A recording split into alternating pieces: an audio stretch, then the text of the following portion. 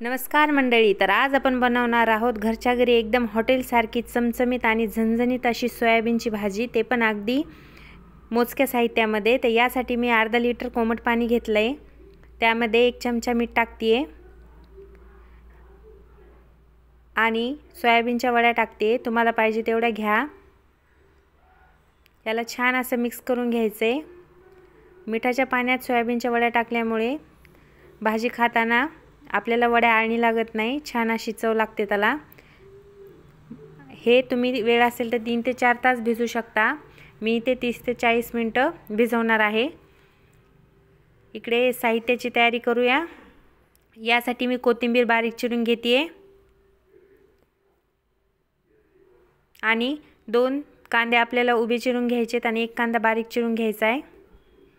तुम्ही हे वाटण जास्त देखील बनवू शकता आणि दुसऱ्या भाज्यांना देखील वापरू शकता।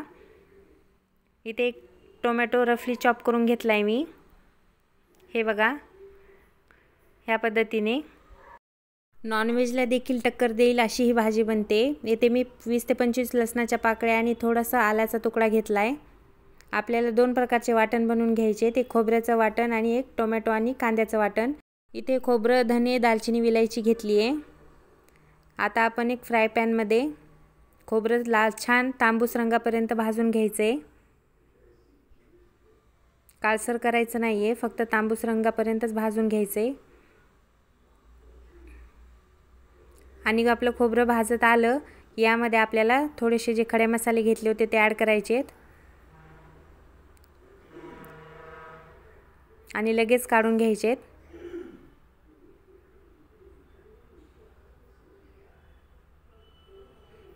आणि त्याच पॅन मध्ये आपला उभा चिरलेला कांदा ॲड करूया।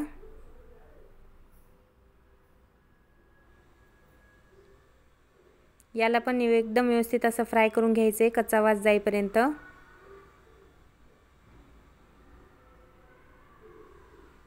तर मंडळी, तुम्ही ही भाजी एकदा नक्की बनवा आणि नक्की ट्राय करा। इथे मी 1 टोमॅटो आणि 5 ते 6 काजू टाकलेत। याला पण छान फ्राय करून घ्यायचे।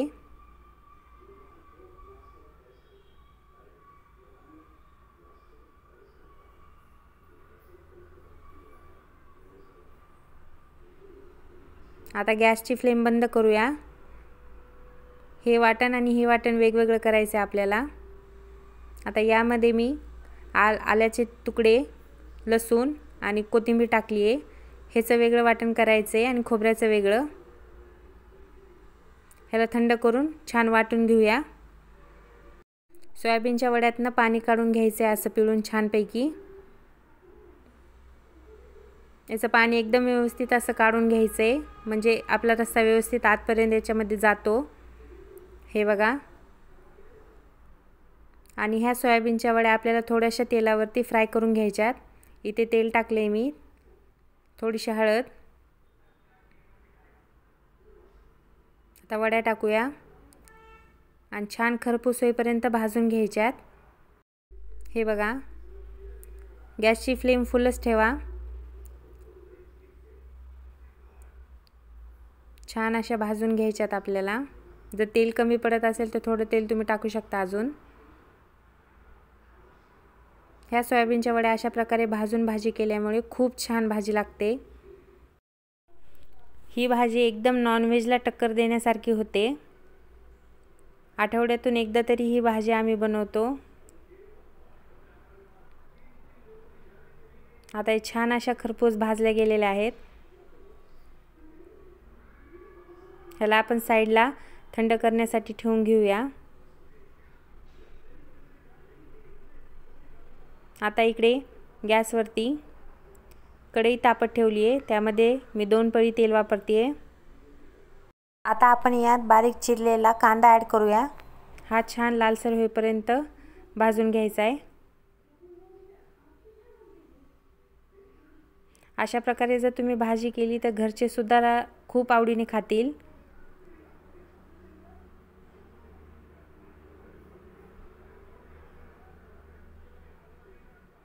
असाच कांदा लालसर होईपर्यंत परतून घेऊ। हे बघा, कांदा छान परतला गेलाय। आता यामध्ये आपण जे टोमॅटो, कांदा अद्रक लसणाचं पेस्ट केलं होतं ते वाटण घालूया आणि हे वाटण आपल्याला छान तेल सुटेपर्यंत परतवत राहायचं आहे।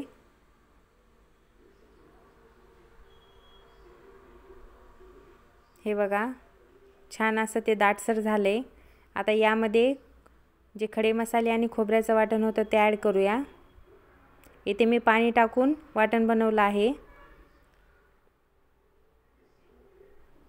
आता ह्याला छान असं तेल सुटलं पाहिजे। हे जितकी छान अशी तेल ह्याला सुटेल ह्या ग्रेव्हीला तितकी आपली भाजी चवीला छान लागेल। म्हणून तेल सुटल्याशिवाय पुढचे मसाले वगैरे ॲड करायचे नाही। आता याला झाकण लावून 5 ते 7 मिनिटं शिजून घेऊया।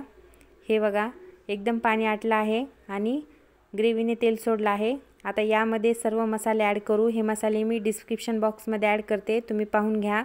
यामध्ये चिकन मसाला, गरम मसाला, लाल तिखट आणि घरचा काळा मसाला, कांदा लसूण मसाला घातला आहे मी। आता यामध्ये मसाले छान शिजावे म्हणून थोडंसं गरम पाणी टाकते आहे। ह्या ग्रेव्हीला आपल्याला पूर्ण गरम पाण्यातच करायची आहे ग्रेव्ही, तरच ही भाजी छान होणार आहे। थंड पाण्याचा अजिबात वापर करायचा नाही। हे बघा 1-2 मिनटं ह्याला वाफवून घेऊ आपण।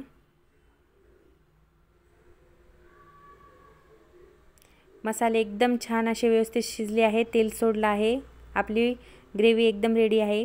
आता सोयाबीनच्या वड्या टाकूया। ह्या सोयाबीनच्या वड्या एकदम अशा व्यवस्थित मिक्स करून घ्यायच्यात आपल्याला। सर्व मसाला सोयाबीनच्या वड्यांना लागला पाहिजे। साईडला मी इथे एक तांब्यावरून गरम पाणी केलं आहे, तेच आता यामध्ये ॲड करणार आहे। याला व्यवस्थित असं मिक्स करून घेऊया। तुम्हाला लागेल तेवढं गरम पाणी तुम्ही टाकू शकता, पण ही जास्त पातळ भाजी खायला मजा येत नाही, थोडीशी दाटसरच भाजी छान लागते। इथे मी तिघांपुरती भाजी बनवते आहे, एकच तांब्या पाणी वापरले मी गरम। आता याला व्यवस्थित असं मिक्स करून घेऊया। आणि आपण सोयाबीन भिजवताना त्यामध्ये मीठ टाकलेलं आहे, म्हणून आता मीठ टाकताना थोडं अंदाजाने टाकायचं, नाही तर भाजी खरट होईल। इथे मी थोडंसं मीठ टाकले। आता याला व्यवस्थित असं मिक्स करून घेऊया। ही भाजी झटकीपट तयार होते। आता एक झाकण लावून याला छान अशी दणदणीत उकळी आणून घेऊ। हे बघा भाजी एकदम रेडी आहे। सोयाबीनची भाजी जास्त आटवायची नाही, कारण की थंड झाल्यास ते पूर्ण सोयाबीन पाणी ओढून घेतं, म्हणून एवढंसं पाणी ठीक आहे। आता गॅसची फ्लेम बंद करून झाकण लावून 15 ते 20 मिनिटं थंड होऊ देऊया। हे बघा मस्त अशी तर्री आलेली आहे आणि आपली झणझणीत अशी सोयाबीनची भाजी रेडी आहे। आता ताट वाढून घेऊया या मंडळी जेवायला। आता मस्तपैकी यावर लिंबू पिळायचं, थोडासा कांदा घ्यायचा आणि मस्त असा ताव मारायचा, तर चवीला ही अप्रतिम अशी भाजी होते। सोनालीज किचन व्लॉगला सबस्क्राईब करायला विसरू नका। धन्यवाद।